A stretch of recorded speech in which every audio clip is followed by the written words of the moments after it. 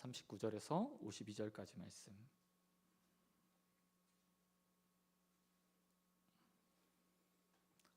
다 찾으신 줄 알고 한 절씩 교독하겠습니다.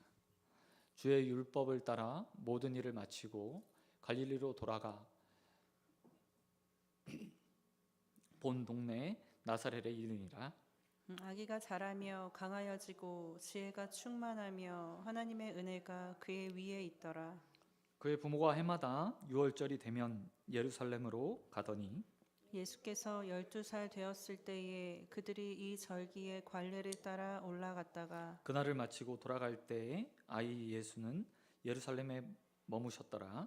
그 부모가 이를 알지 못하고 동행 중에 있는 줄로 생각하고 하룻길을 간 후 친족과 아는 자 중에서 찾되 만나지 못함에 찾으면서 예루살렘에 돌아갔더니 사흘 후에 성전에서 만난즉 그가 선생들 중에 앉으사 그들에게 듣기도 하시며 묻기도 하시니 듣는 자가 다 그 지혜와 대답을 놀랍게 여기더라. 그의 부모가 보고 놀라며 그의 어머니는 이르되 아이야 어찌하여 우리에게 이렇게 하였느냐 보라 내 아버지와 내가 근심하여 너를 찾았노라. 예수께서 이르시되 어찌하여 나를 찾으셨나이까? 내가 아버지의 집에 있어야 될 줄을 알지 못하셨나이까 하시니 그 부모가 그가 하신 말씀을 깨닫지 못하더라. 예수께서 함께 내려가사 나사렛에 이르러 순종하여 받드시니라. 그 어미는 이 모든 말을 마음에 두니라. 예수는 지혜와 키가 자라가며 하나님과 사람에게 더욱 사랑스러워 가시더라. 아멘. 아멘. 예, 오늘 말씀 가지고 내 아버지 집에 거하게 하소서, 내 아버지 집에 거하게 하소서라는 제목으로 말씀 같이 나누겠습니다. 우린 계속 누가복음 강의 말씀을 보고 있습니다. 주일마다 누가복음 말씀을 보면서 우리 하나님께서 주시는 은혜들을 나누고 있습니다. 오늘 본문은 예수님의 소년기에 대한 이야기들을 다루고 있습니다. 예수님에 대한 소년기에 대한 이야기들은 아주 짧게 누가복음에서 다루고 있습니다. 예수님께서 공생애를 살기 전에 마지막 예수님의 사적 인생을 다루는 부분이 오늘 본문에 기록되어 있습니다.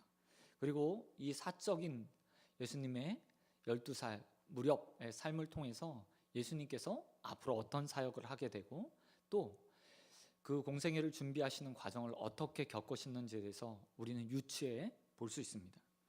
먼저 본문 39절 말씀을 보면 예수님께서 정결 의식을 마치고 나사렛으로 그 부모님과 함께 돌아갔다고 이야기합니다. 한 40일 정도 되었을 때 이 사건이 있었죠.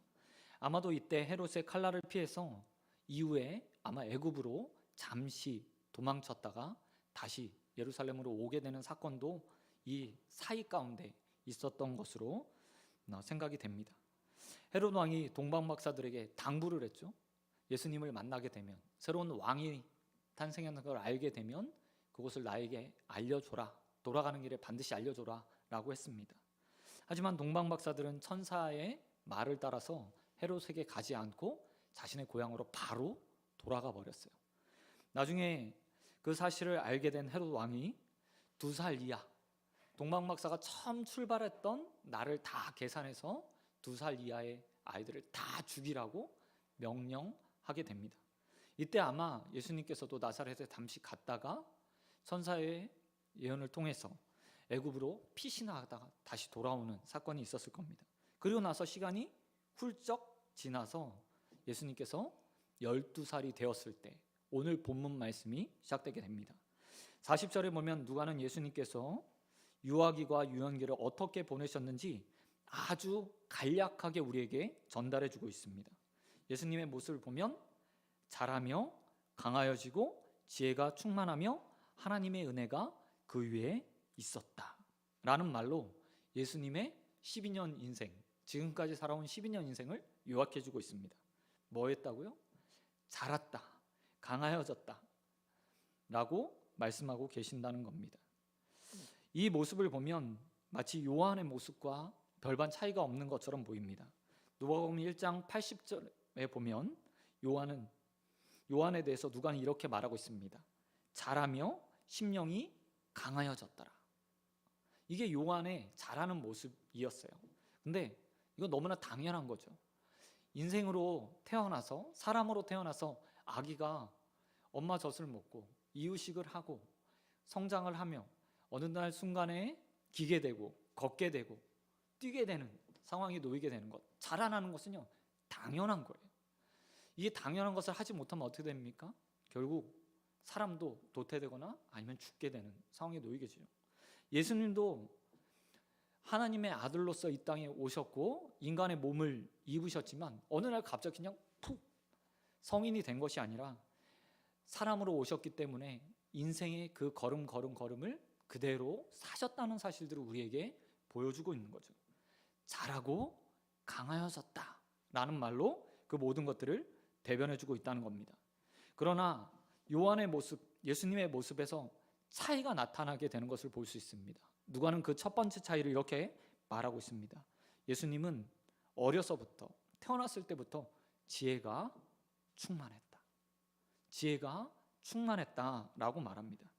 오늘 본문은 이 지혜라는 단어로요 전체가 다 연결되어 있습니다. 예수님을 표현할 때 예수님의 모습이 어려서부터 12살 때까지, 그리고 뿐만 아니라 예수님의 공생애를 다 마치는 그 순간까지 지혜가 충만한 상태에 계셨음을 보여주고 있어요. 그리고 오늘 본문에 특별히 예수님께서 아주 어렸을 때부터 지혜가 충만한 상태, 가득 찬 상태, 헬라어로 표현하면 물이 차서 컵에서 넘치는 상태로 지혜가 가득하셨다라는 말로 표현해 주고 있다는 겁니다. 이게 요한과 예수님의 가장 큰 차이, 요한과 인생들의 가장 큰 차이라고 말할 수 있어요. 왜 지혜가 충만했습니까? 바로 지혜의 근원이 예수님이기 때문입니다. 잠언 8장에 보면 지혜가 나옵니다. 지혜가 길거리에서 사람들을 부르죠. 야, 구원으로 인도하기 위해서 지혜가 불러요. 근데 그 의인화된 지혜가 누구냐고 얘기하냐면 성경학자들은 예수님이라고 이야기합니다. 지혜의 근원, 진리의 근원이 예수님이죠. 뿐만 아니라 요한복음에서 예수님을 뭐라고 이야기합니까? 로고스, 말씀이라고 얘기하며 지혜이신 예수님, 말씀이신 예수님을 그대로 표현하고 있어요. 그렇기 때문에 예수님은 인생으로 오셔서 지혜가 충만한 상태로 유년기부터 소년기 그리고 장년기에 이르기까지 항상 충만한 상태에 있었다고 이야기하고 있습니다. 두 번째로 예수님의 또 다른 모습이 있습니다. 또 다른 모습이 무엇이죠? 그것은 그의 삶 가운데 언제나 하나님의 은혜가 있었다. 하나님의 은혜가 있었다라고 말하고 있어요. 이 모습에서 예수님이 다른 사람들과 다르다라는 것을 보여주고 있습니다. 여러분, 모든 인생은 누구의 후손으로 태어납니까? 바로 아담의 후손으로 태어납니다. 그리고 아담의 후손으로 태어난 모든 자들은 죄 가운데서 출생하게 되죠. 그것을 신학적으로 이야기했을 때 원죄라고 이야기합니다. 그런데 이 원죄로 인해서 하나님과 사람 사이에 간격이 생기죠. 그게 무엇이죠? 바로 단절이요. 하나님과 사람 사이에 죄로 인한 간극이 생기는 거예요. 이전에 원죄가 있기 전에 아담은 하나님과 동행했습니다. 하나님과 이야기했어요. 대화했어요. 하나님께서 주시는 지혜로 세상을 다스렸고 에덴 동산 가운데서 그 삶을 살았습니다. 그런데 죄와 생기는 동시에 에덴 동산에서 쫓겨나고 그 간격이 생기기 시작했어요. 뿐만 아니라 아담의 후손으로 태어나는 모든 인생들은 죄 가운데 하나님을 찾고 하지만 찾을 수 없었고 하나님의 은혜를 바라지만 그 삶 가운데 은혜를 누릴 수 없었습니다. 그런데 오늘 누가는 이렇게 말하고 있어요. 예수님의 삶 가운데 언제나 하나님의 은혜가 있었다. 하나님의 은혜가 그 위에 함께 하셨다라고 말씀하고 계신다는 겁니다. 이럴 수 있었던 이유는 예수님께서 아담의 후손으로 탄생하지 않으셨기 때문입니다. 우리가 다 알고 있듯이 예수님은 동정녀, 여인의 몸에서 태어났어요. 남자를 통해서, 남자를 알지 못하는 상황 가운데서 태어나셨습니다. 이를 통해서 예수님은 아담의 후손이 아니라 하나님의 아들로, 온전하게 죄 없는 인생으로 이 땅 가운데 태어난 유일한 사람이었어요. 그래서 하나님의 은혜가 그 삶 가운데 임할 수 있었던 겁니다. 인생으로 죄로 인해서 하나님과 관계가 막혀 있는 것이 아니라 아담의 후손으로 태어나지 않았기 때문에 죄가 없으심으로 언제나 하나님의 은혜가 그 삶 가운데 임할 수 있었던 거죠. 여러분, 이와 같은 삶을 우리도 살아야 합니다. 사실 우리는 특별히 우리의 삶 가운데 하나님의 은혜의 귀함, 하나님의 은혜가 우리 삶 가운데 함께하는 것에 대한 갈급함들이 부족한 삶을 살고 있어요. 특별히 우리 자녀들을 가르칠 때 하나님의 은혜를 가장 먼저 두고 하나님의 은혜 가운데 자라날 수 있도록 먼저 기도하고 꿈꾸고 그 아이들을 죄 없이 거룩하게 깨끗하게 만들어 하나님의 은혜가 충만한 상태로 자라나게 해야 되는데 그렇게 하지 않는 것을 우리는 보게 됩니다. 우리는 언제나 바라보면서 인생이 자라나는 형태들을 생각해요. 자라나고 강하여지고 심령이 굳건해지고 또한 지혜가 충만하길 바라며 우리 자녀들을 놓고 기도하죠. 그런데 순서가 바뀌었어요.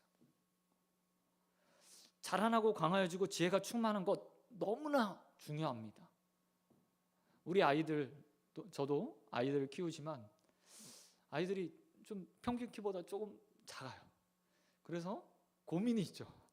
어떻게 하면 키울 수 있을까? 아이들을 보면서 내 삶보다 좀 더 풍요로운 삶을 살았으면 좋겠다. 근데 방법이 없잖아요. 제가 자식에게 재산을 물려줄 수 있는 사람은 아니거든요. 방법은 지혜를 키워줘서 그들 힘으로 무엇인가 할 수 있는 다양한 능력들을 갖추게 하는 거예요.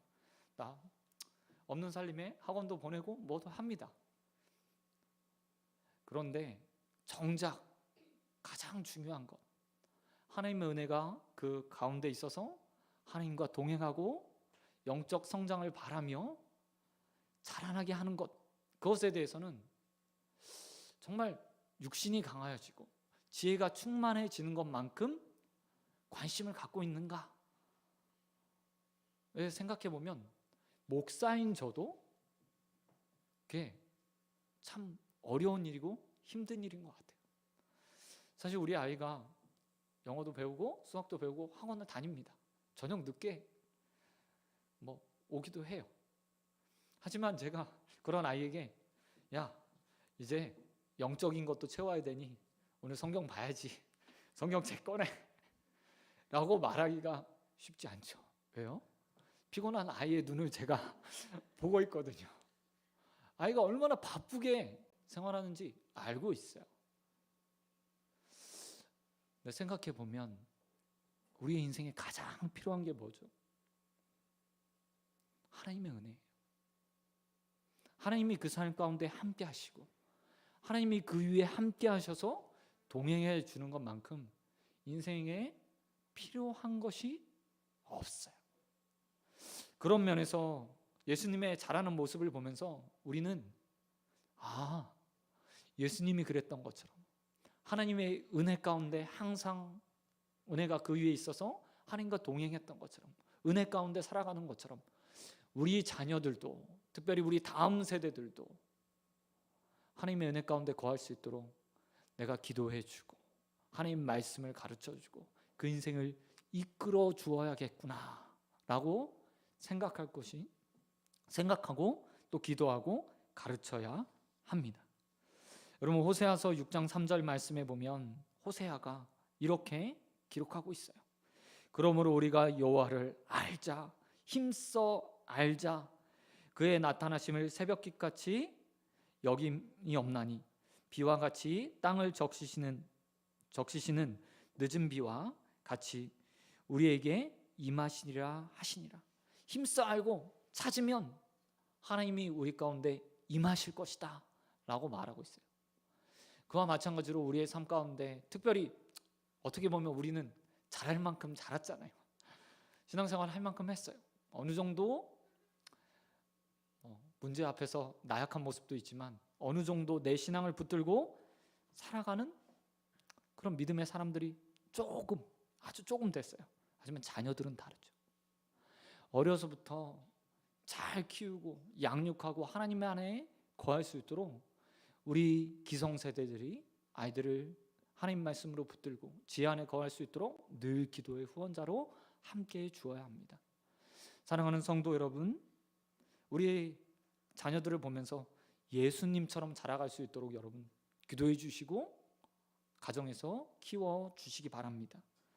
자라나게 하고 성장하게 하고 지혜가 충만하게 하고 무엇보다 뭐요? 하나님의 은혜가 그 삶 가운데 임할 수 있도록 말씀으로 훈계하고 교훈하고 가르치고 기도로 하나님의 은혜를 간구하는 저와 여러분 되길 우리 주님 예수 그리스도의 이름으로 축원드립니다.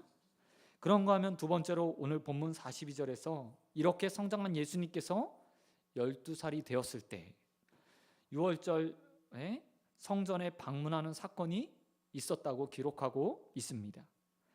당시 12살 정도 되면 유대인들은 유년기를 지나서 소년, 그리고 이제 얼마 지나지 않아 약혼도 하고 성인이 될 수 있는 나이라고 생각했습니다. 뿐만 아니라 그 가운데 더 중요하게 생각했던 것이 있는데 그것은 바로 율법을 준행할 의무가 생겼다. 다른 말로 이야기하면 하나님 말씀을 따라 그 삶을 이제 바꿔가는 시기가 되었다라고 생각했어요. 12살이 되면요 일찍 성인이 되는 거죠. 왜냐하면 당시의 평균 나이가, 평균 연령 사망 나이 생각해보면 한 40, 50이면 이렇게 하나님께로 돌아가는 일이 많았으니까 어렸을 때부터 성인이라고 생각했던 거예요. 그리고 예수님은 그 관례와 관습에 따라서 12살이 되자 부모와 함께 유월절 절기를 지키기 위해서 예루살렘 성으로 함께 올라갔다고 이야기합니다. 그리고 이때부터 매년 절기가 되면 함께 방문해서 예배를 드리고 마치고 내려왔어요. 유월절은 보통 8일 동안 행해졌습니다. 그러니까 나사렛에서 예루살렘까지 걸어서 가면요 한 사흘길 정도 되거든요. 그러면 한 열흘 전에, 한 3, 4일 전에 출발을 해요. 그러면 주일날 딱 전에 도착하는 겁니다. 우리로 치면 주일날, 유대인으로 치면 안식일에 도착을 하게 돼요. 그러면 안식일 예배를 드리고 그때부터 유월절 절기를 8일 동안 보냅니다. 그리고 나서 안식일을 마치고 다시 고향으로 돌아오는 거예요. 그래서 한 20일 정도, 많게는 한 15일에서 20일 정도, 그 이상 이렇게 유월절 절기를 지내기 위해서 이동을 하고 사람들이 모여요. 예루살렘에 많을 때는 한 30만 명이 모여서 예배를 드렸다는 기록도 있어요. 근데 30만 명이면 어느 정도냐면 정말 인구 과밀도 정도, 한 뭐 1km 안에 사방 팔방 1km 안에 딱 한 10만 명 정도가 모이는 그 정도 아주 예루살렘이 작은 성이거든요. 근데 그 안에 많은 사람들이 왔다 지나가요. 뿐만 아니라 30만 명이 모였을 때는 그 가운데 많이 양을 잡으면 제사를 지를 때 10만 마리까지 하나님 앞에 유월절 양을 잡아서 드리는, 제사를 드리는 경우도 있었다고 합니다. 그래서 3대 절기가 되면 예루살렘 성전에서 흘러나오는 피로 인해서 성전에서 나오는 그 피로 인해서 강을 이룰 만큼, 피가 강을 이룰 만큼 많은 피가 예루살렘 밖으로 흘러나왔다는 기록도 있어요. 예수님도 그 절기에 따라서 이렇게 올라와서 가족들과 함께 예배를 드리고 마쳤습니다. 그리고 나서 본문에 보니까 가족들이요 다 이제 집으로 돌아가는 상황에 놓이게 돼요. 그런데 그 과정에서 요셉과 마리아가 하룻길을 간 후에 예수님께서 발견되지 않았다, 자기와 함께하지 않았다는 사실을 알게 되었다고 이야기해요. 이 이유는 다른 것이 아니라 여행을 할 때 강도를 만나고 위험한 일들이 많기 때문에 이렇게 여행단을 꾸려서 가족 단위 아니면 마을 단위로 함께 움직이는 경우들이 많았습니다. 그러면 유월절에 나사렛 거의 대부분의 사람들이 이렇게 다 옮겨오는 거예요. 그러면 여행단의 처음과 끝에 길이가요 몇백 미터, 때로는 1km, 2km 길이 뭐 평탄한 길이 아니기 때문에 좁은 길을 따라서 쭉 늘어져서 오게 돼요. 그러면 내 가족, 네 가족 신경 쓰는 게 아니고 전체가 함께 움직인다는 생각 안에서 우리는 한 가족이라고 생각하고 사람들이 몇백 명, 몇십 명, 때로는 그보다 많은 인원들이 함께 움직였습니다. 그래서 예수님을 발견하지 못했던 거예요. 그러다가 어떻게 됩니까? 예수님을 다시 찾아서 올라오게 돼요. 근데 며칠 동안 찾죠? 44절에 보니까요, 46절에 보니까 무려 사흘 동안 예수님을 찾았다고 이야기하고 있습니다. 아무래도 이 모습을 보면 사흘째 되는 날 예수님을 성전에서 찾았다는 기록 46절을 보면요, 마리아와 요셉이 예수님이 성전에 있을 거라고 아예 생각을 못했던 것 같아요. 예루살렘 아마 전체를 이잡듯이 뒤졌던 것으로 보여집니다. 예수님이 어디 있을까? 어린 나이에 그가 있을 만한 곳을 먼저 찾았겠죠? 시장이나 아니면 사람들이 많이 모이는 곳이나 아니면 재밌는 놀이를 할 수 있는 곳을 먼저 아마 찾았을 거예요. 그리고 나서 맨 마지막에 사흘째 되었을 때 오랜 시간을 찾아 성전에서 예수님을 발견하게 됩니다. 그리고 그곳에서 예수님께서 랍비들과 함께 토론하는 장면들을 보게 돼요. 이 토론하는 장면에서 랍비들이 예수님의 대답 그리고 묻는 것에 대해서 어떻게 생각했다고 이야기합니까? 대단하다, 놀랍다. 아니 어떻게 이런 작은 나이에, 어린 나이에 이런 대답을 할 수 있고 이런 질문을 할 수 있지라고 생각했다고 오늘 본문은 우리에게 전해주고 있습니다. 이렇게 할 수 있었던 이유는 앞에 전제 때문이죠. 예수님에게 지혜가 충만했기 때문에, 하나님 말씀을 깨달을 수 있는, 아니 하나님 말씀 자체가 예수님이었기 때문에 그 놀라운 질문들과 해석들을 함께 내놓을 수 있었던 겁니다. 그런데 이런 예수님의 모습과 마리아와 요셉의 모습이요 대조되고 있어요. 한번 보시기 바랍니다. 성전에서 예수님을 발견한 마리아가 48절에 예수님을 책망하듯 말합니다. 내 아버지와 요셉과 내가 근심했다. 야, 너 왜 여기 있는 거야? 우리가 얼마나 걱정했는 줄 알아? 너 때문에 지금 사흘 길을 우리가 거슬러 왔어. 너 왜 여기 있니? 라고 책망했어요. 그러자 예수님께서 마리아에게 49절에 뭐라고 대답하죠? 내가 내 아버지의 집에 있어야 될 것을 알지 못하십니까? 라고 말하며 하나님이 나의 아버지입니다 라고 마리아에게 말해주는 거예요. 그리고 50절에 보면 예수님의 부모가 예수님의 말씀을 깨닫지 못하였다라고 말하며 이 해프닝과 같은 사건이요 끝나게 돼요. 누가는 이 사건을 통해서 이렇게 말해주고 있는 거예요. 예수님은 지혜가 충만한 분이었는데 마리아와 요셉은 깨닫지 못하는 어리석은 자였다라는 사실을 보여주고 있어요. 근데 참 놀랍죠. 왜 누가가 굳이 지혜가 충만한 예수님, 신이었던 예수님과 사람을 비교할까? 그것은 다른 것이 아니라 마리아와 요셉이 이전에 어떻게 예수님을 맞이했고 그들의 자녀로 키우게 되었는지 모든 사람들이 다 알고 있기 때문이에요. 여러분, 예수님의 탄생에 있어서 마리아와 요셉의 육적인 관계를 통해서 태어난 것이 아니었습니다. 천사의 수태고지를 통해서 마리아를 탄생하게 됐어요.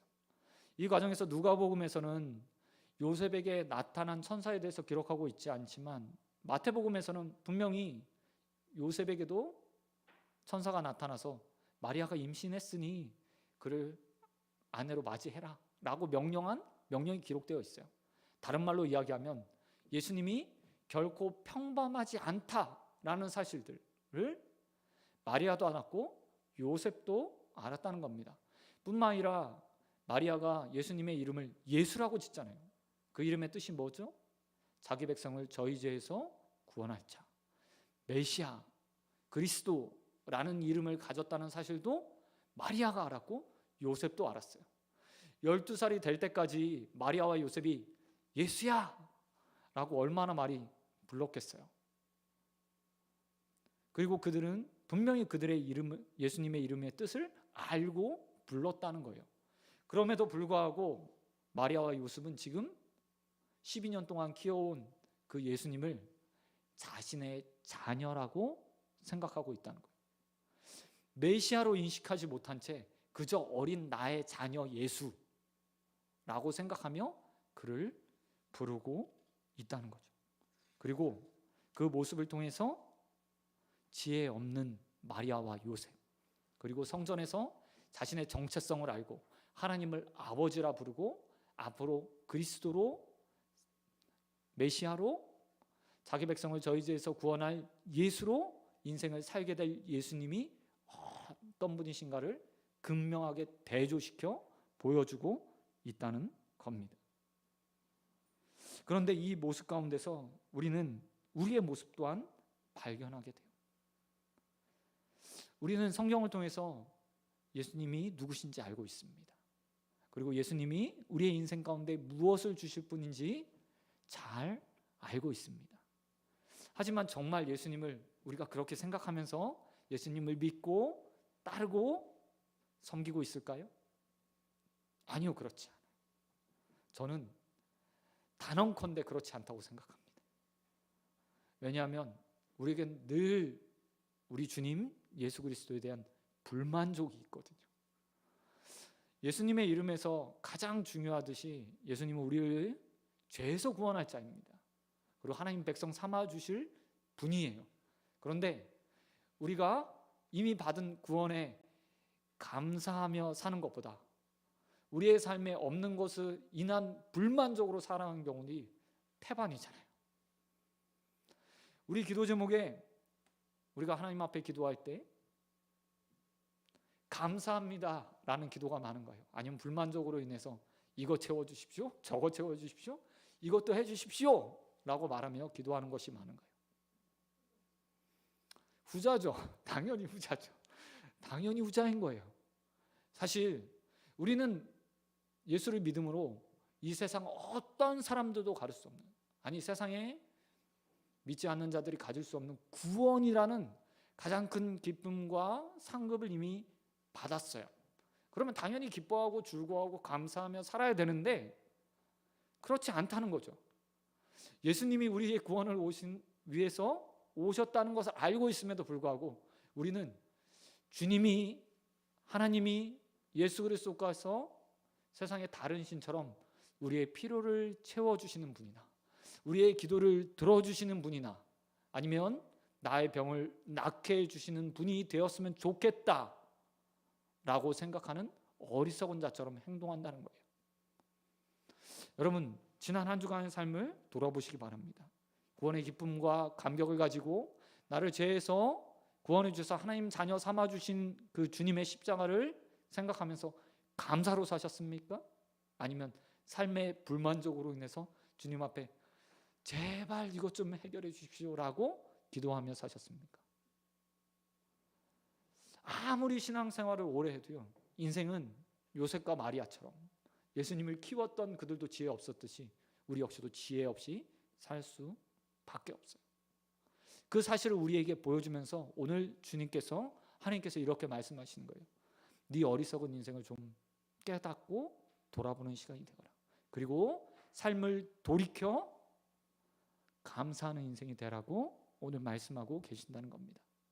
여러분, 우리는 태생적으로 지혜 없는 인생입니다.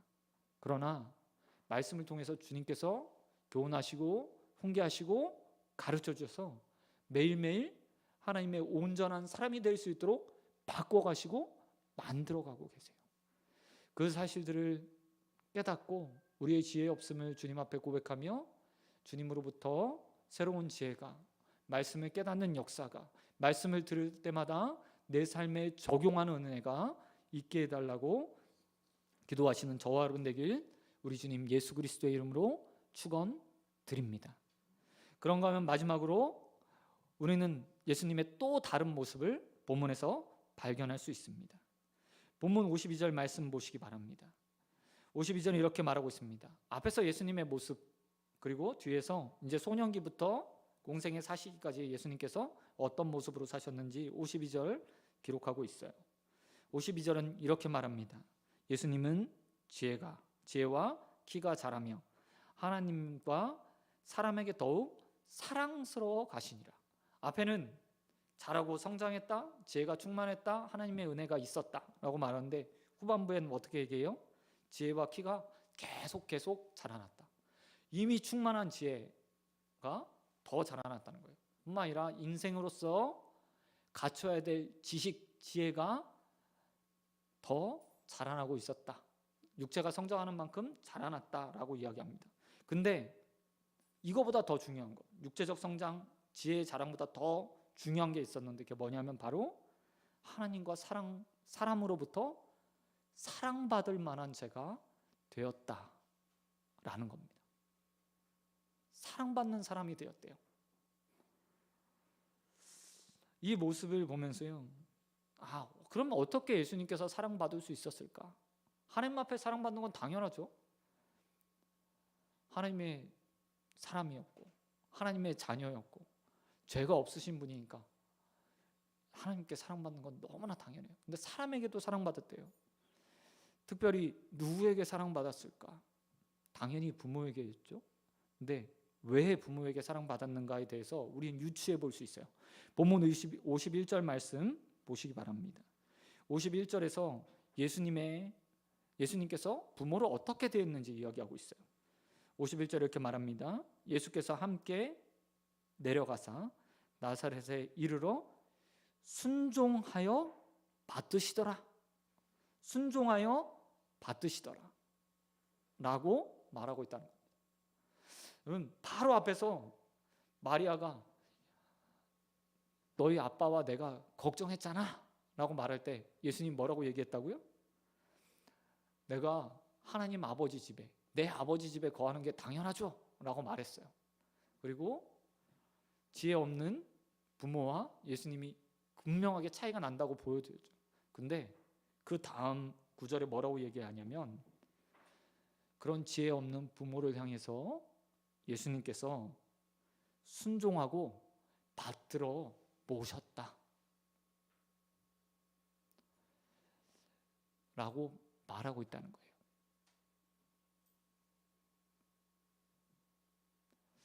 사실 우리 자녀들도 저에게 가끔 하는 소리가 있습니다. 아빠 꼰대. 이게 뭐 그쵸? 나이가 들었으니까 잔소리를 하잖아요, 부모가. 그런 말 듣고 들으면 좀 서운함이 있어요, 사실. 네, 서운합니다. 네. 그래도 자녀이기 때문에 사랑해요. 근데 저 아이가, 제가 좀 더 나이가 듣고 아이가 성년이 돼서 이제는 부모를 이해할 만한 나이가 돼서 똑같이 아마 말한다고 생각해 보세요. 어떻게 되겠어요? 그때는 노발대발 하겠죠, 제가. 당연히 그럴 겁니다. 근데 예수님의 삶의 태도가 그렇지 않았다는 거예요.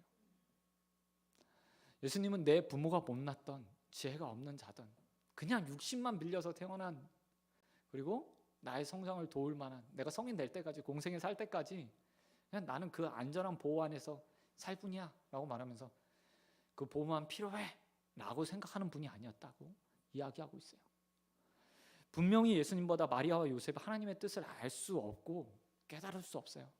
본문에서 말하는 것처럼 깨닫지 못하는 지혜 없는 자였다는 건 사실이에요. 하지만 예수님께서는 육신으로 살면서 하나님께서 만들어 오신 세상 질서에 따르고 순복하고 순종할 줄 알고 그 가운데 머리 숙여 받들 줄 아는 분이었다고 말하고 있다는 겁니다. 부모에게만 이랬을까요? 아니었을 겁니다. 아마 모든 사람에게 사랑을 받을 만한 자로 성장하면서 아마 동네에 있는 주위의 사람들, 친척들, 예수님이 만나는 모든 사람들을 존중하고 존경하고 사랑받을 만하게 행동하셨을 거라는 거죠. 그리고 저는 이 예수님의 모습 가운데서 우리의 삶의 태도에 대해서 좀 생각해 보게 돼요. 특별히 요즘에 제가 전도를 하다 보면 이렇게 물티슈를 나눠주면서 예수님 믿으세요 라고 이렇게 합니다. 그러면 뭐 많은 기독교인 분들도 받아가시기도 하고 그냥 기분 좋게 받아가시는 분도 계세요. 근데 간혹 정말 와 찬바람이 싹 지나가는 것처럼 손살에 치고 가시는 분도 계세요. 근데 그런 모습 보면서요, 기독교인의 삶의 태도에 대해서 좀 고민하게 되고 제 삶의 모습들에 대해서도 좀 심각하게 생각할 경우들이 많이 있어요. 많이 지탄받고 있잖아요, 우리 기독교인들이. 제가 제일 싫어하는 말이기도 하지만 우리는 강아지 도교라고 이렇게 사람들이 세상에서 불러주잖아요. 사랑받아야 되는데, 존경받아야 되는데, 귀하게 여김을 받아야 되는 게 그리스도인의 삶인데 그렇지 못하다는 거예요. 초대교회 전에도 말씀드렸지만 한 1세기, 2세기 로마가 이제 기독교를 어느 정도 용인해 주었을 때 기독교인들이 많아지니까 어쩔 수 없이 용인했겠죠. 그런데 그때부터 기독교 처녀들이, 처자들이 높은 관직에 있었던 좋은 가문의 사람들에게 시집을요 잘 가게 되었대요. 잘 가게 되었다. 왜 그런가 봤더니 로마 일반적인 여인들과 예수를 믿는 여인들의 삶이요 너무나 다른 거예요. 보통 환락과 쾌락 그리고 자유로운 성생활을 했던 로마의 여인들 반해서 기독교인들은 순결하고 검소하고 자녀 양육에 힘쓰고 남편 섬기를 너무 잘하는 거예요. 그러니까 안 믿는 로마의 훌륭한 가문 사람들도 야, 아내를 고를 때는 기독교인 중에서 골라야 돼. 이게 유행처럼 번져서요. 나중에 기독교인들이 자꾸 높은 가문으로 시집을 가는 거예요. 그리고 그렇게 가문에 들어간 자들이 아이를 낳게 되고 또 그 아이들이 예수를 믿는 사람들이 되는 거예요. 그리고 4세기가 지나면서 콘스탄티누플 대제가 황제가 되었을 때 기독교가요 종교 하나의 종교로 로마에서 인정하는 하나의 종교로 승인받게 돼요. 그리고 불과 5, 60년 지난 후에 기독교의 로마 국교로 공인받게 돼요. 근데 그럴 수 있는 과정들이 뭐였냐면 기독교인의 삶의 태도 때문이었어요. 이게 로마의 일만 아니에요. 한국 교회의 역사 가운데서도 그런 일이 있었어요. 1907년 평양 대부흥 운동이 있었죠. 1907년에 평양 대부흥 운동이 있었어요. 북에서 더 남한보다 북에서 더 기독교가 흥왕하고 더 많이 일어났어요. 그때 선교사들의 기록에 보면 당시에 기독교인이라는 이름 자체, 예수 믿어라는 이름 자체가 신용 보증이었대요. 누군가에게 야, 나 돈이 좀 필요해. 난 돈 좀 빌려줬으면 좋겠어. 너 나 뭐 줄 건데? 담보로 먹을 건데 나 담보 없어. 근데 나 예수 믿어. 라는 말을 하면 그래? 너 기독교인이야? 예수 믿어? 그럼 내가 돈 빌려줄게. 라고 말할 정도로 기독교인의 이름이 같이 있었어요. 1907년에 평양 거리에서는 기독교인들이 많아지면서요. 술집이 다 장사가 안 돼서 문을 닫았어요. 거리에서 범죄가 사라졌어요. 그래서 한 선교사는 자기의 고국에다가 평양의 모습을 타전하면서 이렇게 썼다고 해요. 평양은 동방의 예루살렘이다. 평양은 동방의 예루살렘이다. 하나님 믿음 사람으로 가득했고 그것은 마치 성전이 있는 예루살렘처럼 거룩해졌다라고 고국에다 타전을 했다고요. 그만큼 인정받았었거든요. 근데 지금은요? 아니죠. 어떻게 보면 그 이유에 대해서 생각해 보면 우리가 예수님처럼 살지 못하기 때문인 것 같아요. 사람을 존중하고 존경하고 사람들에게 순종적, 그리고 그 사람들을 섬겨주고 받들어야 될 기독교가 그렇지 못한 거죠.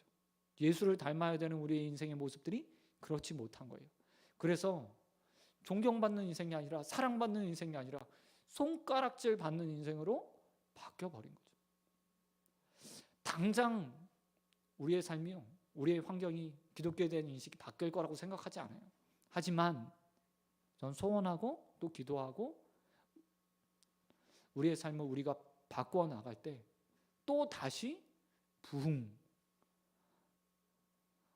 기독교가 기독교답게 인정받고 세상에서 기독교인들이 사랑받는 날이 올 거라고 믿습니다. 저와 여러분의 삶, 아니 오늘부터 시작하시죠. 가정에 가서 여러분 자녀들을 사랑하십시오.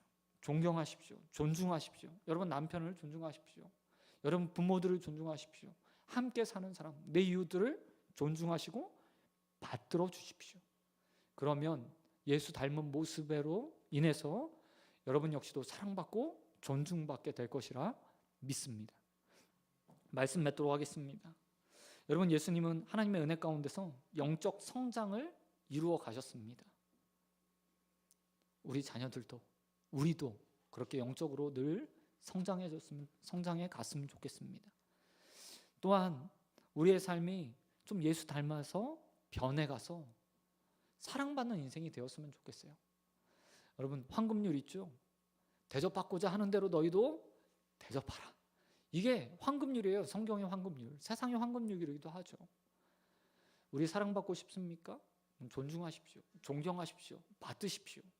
그렇게 되면 그 사람도 우리를 받들어 줄 것입니다.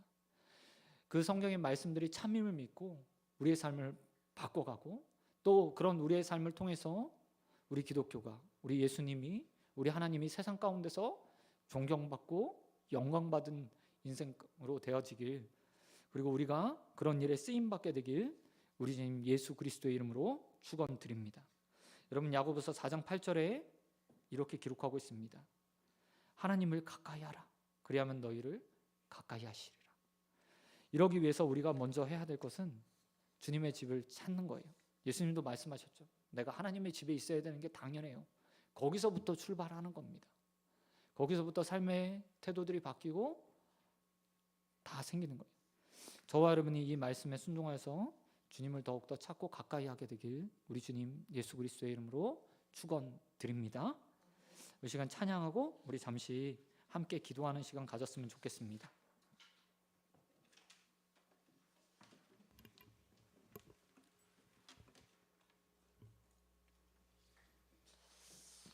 우리 말씀처럼 주님 닮아가는 인생 되게 해주십시오 라고 우리 함께 찬양하겠습니다.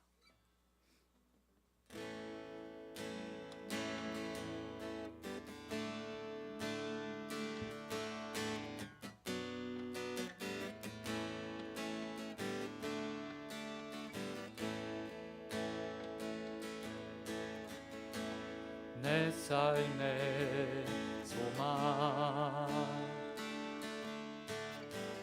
내가 바라는 삶들, 예수 닮기를 내가 원하네. 한없는 사랑, 풍성한 긍휼, 예수 닮기를 내가 원하네. 예수 닮기를, 예수 닮기를, 예수 보기를, 예수만 높이길 내가 원하네. 내 평생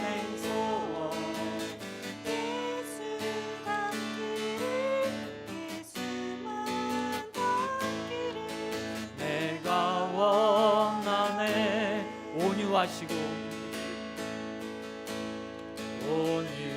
온유하시고 겸손하신 성품 겸손하신 성품 예스란 길을 내가 원하네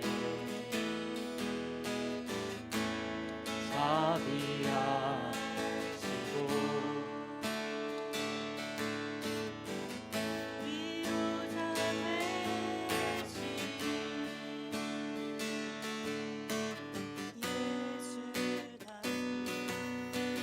내가 원하네 예수 담기를 예수 보기 예수만 높이 내가 원하네 내 평생 소원 예수 닮기를 예수만 닮기를 내가 원하네 완전하신 예수 완전하신 예수 새롭게 하시네 연약한 내 영혼 온전하게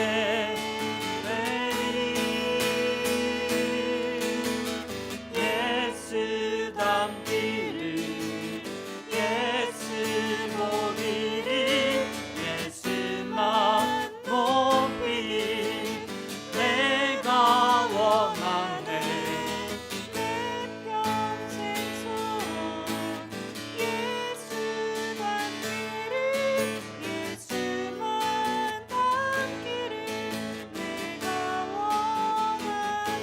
우리 함께 기도합시다. 하나님 주님 나의 인생이 하나님의 지혜로 충만케 해주십시오.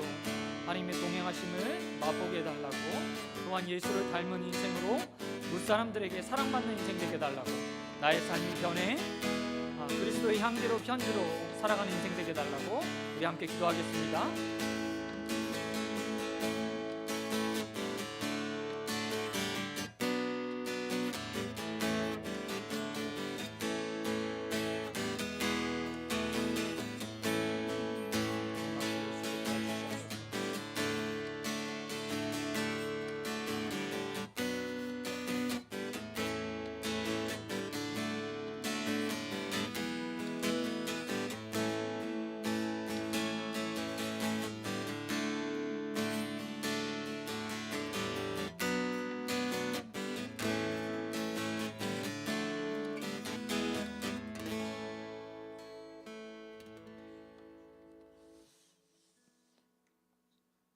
하나님 아버지 감사합니다. 하나님 우리의 삶에 지혜가 부족해서 또 하나님 말씀을 온전히 깨닫지 못해서 예수 닮은 인생으로 살아가지 못함을 이 시간 고백합니다. 하나님 마리아와 요셉이 지혜가 없어서 예수님을 온전하게 알지 못하고 인지하지 못했던 것처럼 우리의 삶에도 하나님 아버지를 향한 열심이 없어서 주님의 전에 거하며 하나님 말씀 듣기를 사모하지 못해서 하나님에 대한 예수님에 대한 오해들을 가지고 살아갈 때가 너무나 많습니다. 하나님 지혜를 충만케 하여 주시사 주님에 대해서 바로 알게 하시고 하나님에 대해서 온전한 지혜들을 가지고 하나님을 바로 섬기는 인생들 되어질 수 있도록 은혜 베풀어 주시옵소서. 하나님 또한 이 땅에 살아가면서 하나님과 사람에게 더욱 사랑스러워지는 인생들이 되길 소원합니다. 존경받는 인생이 되기 원합니다. 귀하게 여김을 받는 인생들이 되기 원합니다.